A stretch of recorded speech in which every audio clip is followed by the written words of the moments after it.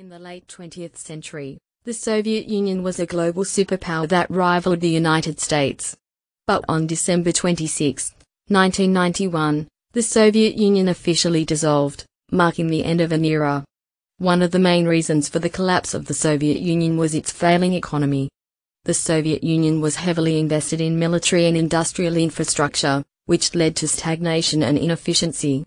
The government's command economy, where the government dictated what goods were produced and how much they were sold for, failed to keep up with the changing global market.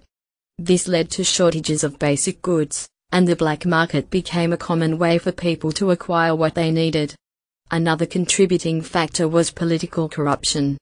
The Soviet Union was plagued with corruption at every level, from the government to the bureaucracy to the police force.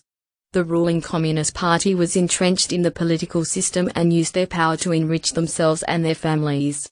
This, combined with the inefficiencies of the command economy, led to widespread disillusionment with the government and a lack of trust in its ability to lead. Finally, the Soviet Union was facing growing pressure from within its own borders. Ethnic tensions had been simmering for years, and in the later 1980s, they began to boil over. Non-Russian republics within the Soviet Union, such as Ukraine and Georgia, began pushing for greater autonomy and, in some cases, outright independence.